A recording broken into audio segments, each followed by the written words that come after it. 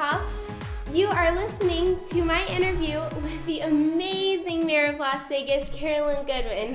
It is an absolute honor to be able to sit and talk with you today. Thank you so much for having me. Well, your reputation precedes you. I hear you're pretty darn good and very much appreciated everywhere you go. So we're thrilled to have you here in City Hall. Well, thank you so much. Your office is beautiful and your view is amazing. Isn't it wonderful to be able to see Las Vegas and how magnificent it's been built these past few years?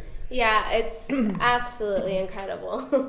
Well, I don't know if you know this or not, but I'm actually an actor too. And before we get started, I just want to say a big, big thank you on behalf of the Las Vegas film community for helping with the film incentive. That really helps so much. And I know you worked so hard to get that done, and we just really want to say a big, giant thank you. Well, we're thrilled too. I will tell you, it's been a long time coming. Many generations have tried to get something going, so we bring films here, and it's finally arrived. And thank you to Senator Ford, Aaron Ford, who co-sponsored the bill, and we're really, really excited. Well, it means a lot to us.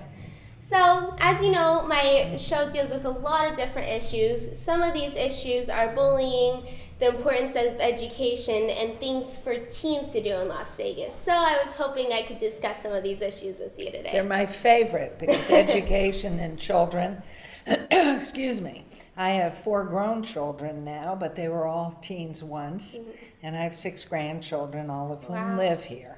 So the teen times are tough times. Yeah. And we all, and I remember mine, I thought I knew everything and I was so smart and I knew more than my parents and my sister who had her until I got a little bit older, and then I realized I was the one that wasn't so smart. But we all have to go through it. So I'm delighted you're doing this, and I know from what you do that you're very open in your questions and you get very good responses, and it's something that teens your age listen to. So congratulations to you. Well, thank you. I really appreciate it. So my first question is, as mayor, how do you address the topic of bullying? Well, I'm very opinionated, obviously. I spent 30 years involved with building a school in this community and did so many parts of it, but my best part was talking with young people and talking to parents. And I am very much about, what can I do? What am I supposed to do if I'm bullied? Not, it's his fault, it's his turn, he's the one. And so many times I found that there were issues that a student would create the situation that brought on the bullying.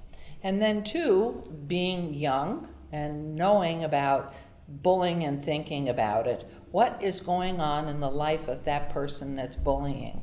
What do I have and how good is my life? And what's going on over there? Maybe he or she is always put down at home. Maybe they have an abusive home. Maybe they're a very large home. Maybe they're orphaned. I mean, there's so many issues. And we tend to do things that are nasty, because we feel nasty, or because somebody's been nasty to us. And so you'll find that anger and that fighting out.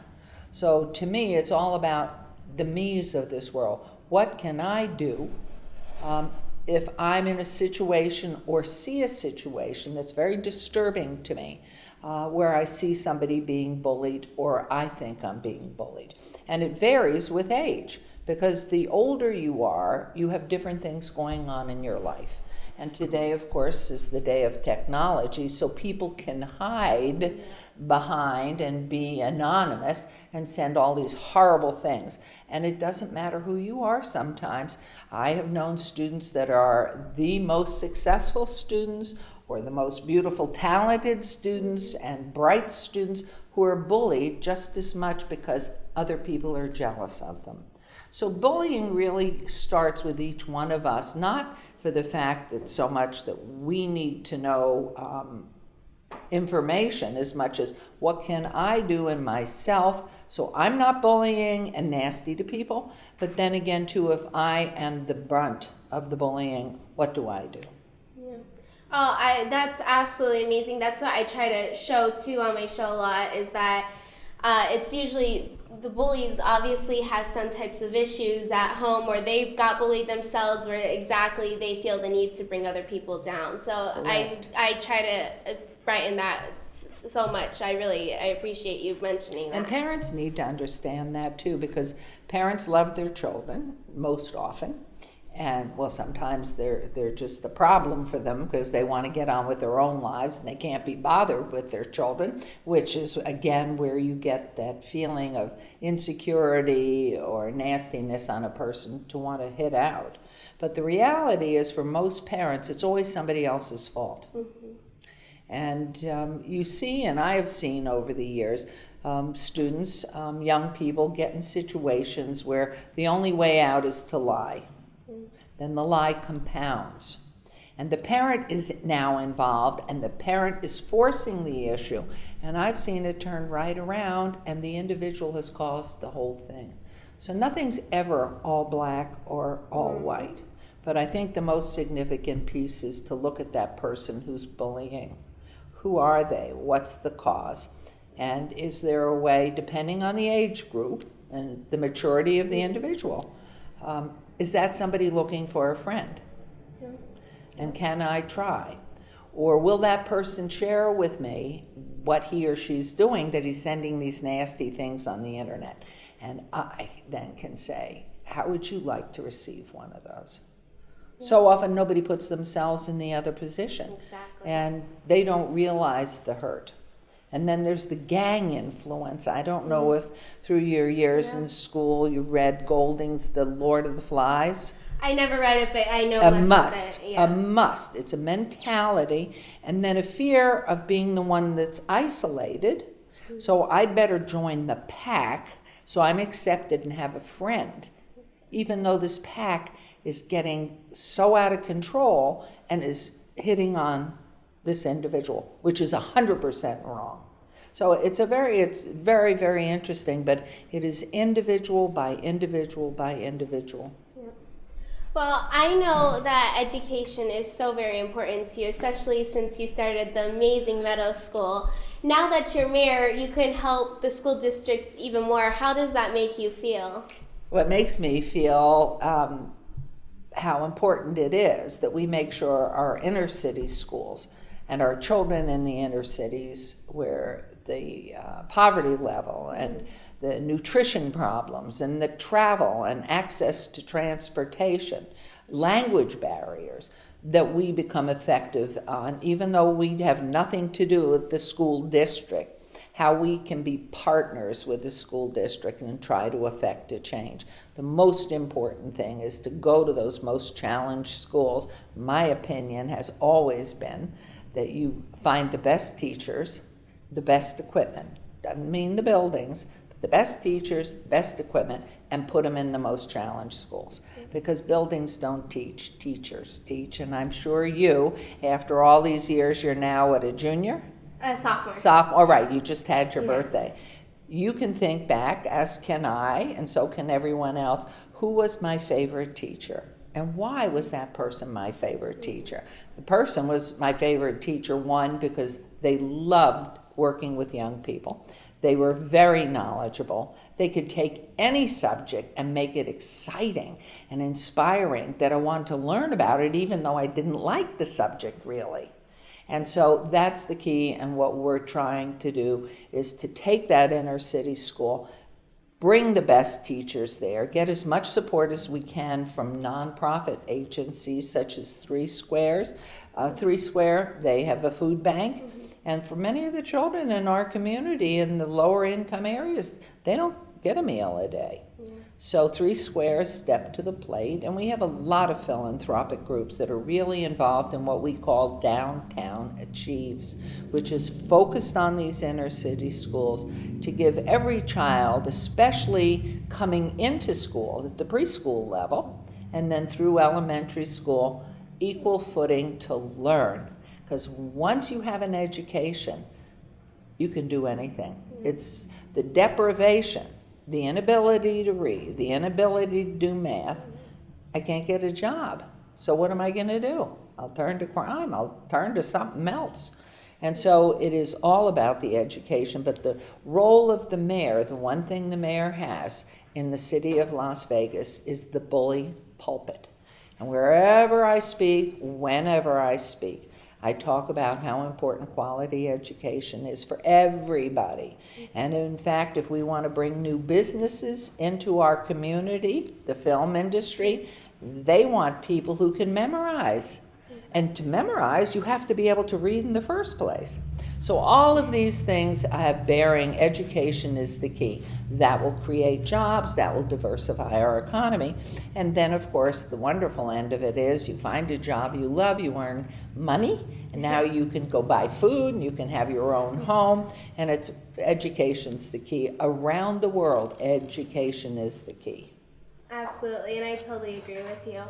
Now, unfortunately, some teens in Vegas believe that since there's so amazing opportunities in Vegas for careers that necessarily you don't need college, some teens feel that they don't need to go to college to get a job. What do you have to say to those teens?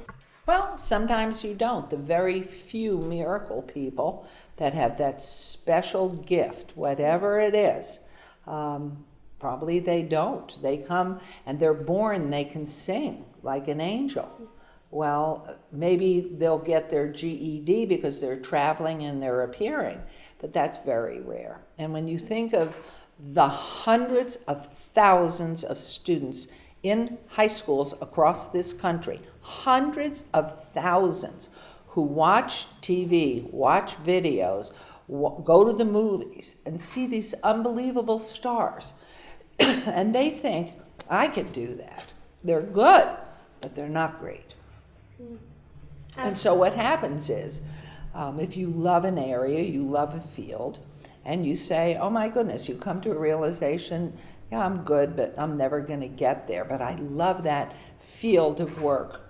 There are other things you can do. You can do lighting, you can do tech, you can do costume design, you can do so many pieces of the production.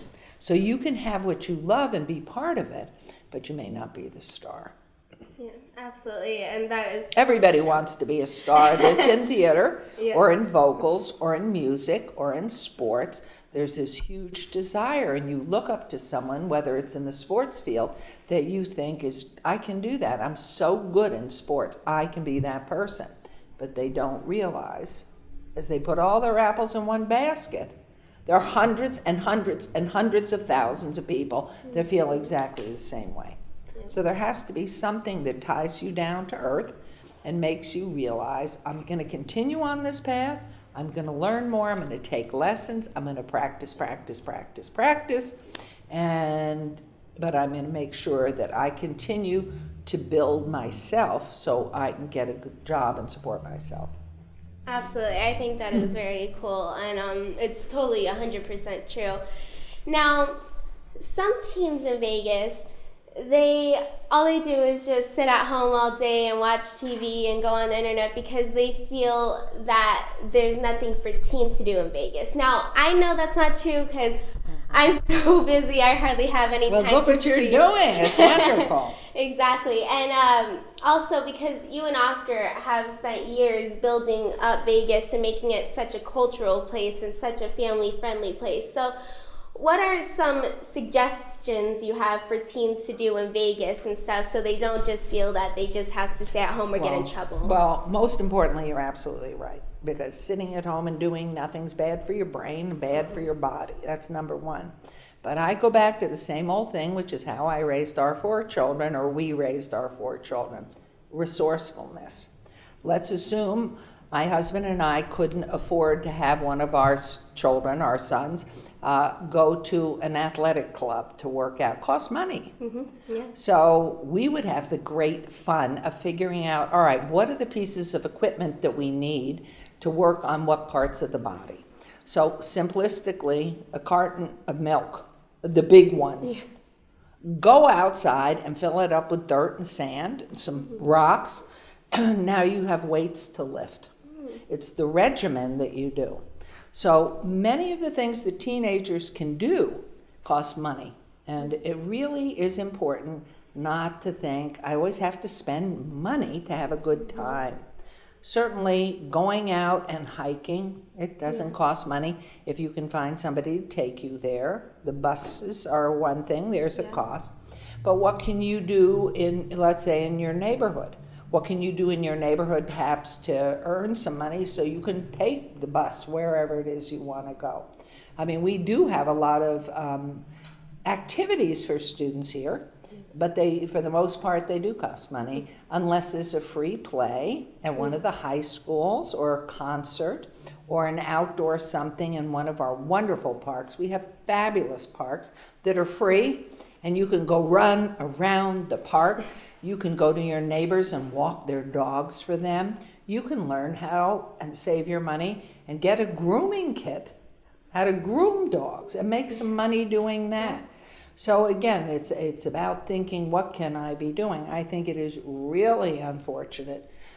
Technology is the best piece of communication, instantaneous knowledge, incredible. But it's also a killer to our young people. They don't know how to have a conversation anymore. And if you and I got in an argument, for so many young people, they just close down, go back to fiddling with their handheld, whatever it is. So it is putting that piece of equipment away and doing something with a friend. I don't care what it would be, whether it's painting or building something that's out there, cleaning up your neighborhood. I mean, there's just so much to do, and life is such fun. And this is just wasting every day of your life. That's all you're doing. And you're missing finding out about, Corey, tell me about your day, or tell me about your favorite animal, or tell me about your favorite book. Today, forget the books. Exactly. So, the opportunity and the excitement in life, and building on your dream. So many young people today don't have a dream. You ask them. They're so used to all these games that they play. That's all they do. Their brains morphed into just quick responses, and there's nothing left. The friendships that we had, because there wasn't anything to do except, television if your parents let you. We were outside in the street playing handball or doing something, but together as a group. And we learned to listen to each other and share, and sometimes hate each other, but sometimes really love each other, and just were bonded for life. And that's what's being missed right now by young people. But we have Discovery, but the best part of these parks and Lake Mead, and then all these shows that go on in the high schools, playing an instrument. You certainly can go to one of the pawn shops or go to somebody who's throwing away an instrument. You can volunteer. The Goodwill, 3 Square, Safe Key. Oh my gosh, there's so much. And once you volunteer, you think, oh, I'm so lucky. Look what I have. And these people don't have. How could I be so dumb? Yeah, no, I totally There's get it. There's a lot to do here. Yeah, there is. It's really an amazing, amazing town. And you and Oscar really have done such amazing work here. And it's so much more cultural, and there's so many cool things that are so undiscovered in Vegas, and it's an amazing place to live. Well, we have certainly loved it here, and all of our children moved back here. They all went away to school, and they came back, and their children are all here, so we love it. And we really know the reason it's been so wonderful for us and our family is because of the people that live here and the things that they're doing and the work that you're doing. It's wonderful to talk to teens, because teens need people who will listen to them and not judge them. But the reality is, too, they need to know. They don't know. I thought I knew everything. Believe me, I was so dumb. And it wasn't until I was 18 and then I was sort of out there at college, I thought, oh my gosh, my folks are so smart. How did I waste all that time? I'm so stupid. So it's a wonderful thing that you have a conversation, and hopefully they can talk to you and give you an idea and say, well, can we talk about this issue? And what it is. And there's so many issues that young people have to deal with today, and especially if they don't have somebody at home that cares about them. That's the hardest piece. Once you have someone who cares about you, you can sail. You can just really go far. And it's to learn to believe in yourself, but you have to earn it. It shouldn't just be given. You're not owed anything. It's up to you. What can I do? Exactly. Well, in closing, is there any advice or anything that you have for any of our viewers? I just always think about how can I make whatever this is better? How can I make a difference? Not why is that wrong or why did he do this? It's how can I help change or how can I make something better? Exactly. Well, thank you so much for letting me interview you. It's been an absolute honor. And you have just been so amazing. And I'm so happy you're our mayor, honestly. And I love Oscar, too. You guys are truly the best mayors ever. So. We laugh a lot. We have a lot of good times. Yeah, so just tell everybody, stop tagging. Don't tag any of our buildings anymore. If you're an artist, we have places where you can go and do your artwork, but don't tag. It costs us so much money, and we need to fix street lights and put in pedestrian walkways and help in so many areas. So thank you for having me on. I wish you the best. I hope you'll come back soon again. I'd love and to. as you get conversations going back and forth, which I know you do, that if there are particular issues, to have a dialogue. I think it would be super fun. We've had a good time, and I appreciate it. And we're proud of you. See, you have a dream, and look what you've done. Yeah. Well, thank you so much. Thanks, it's been a true honor. Thank you. All right. Well, thank you guys for watching.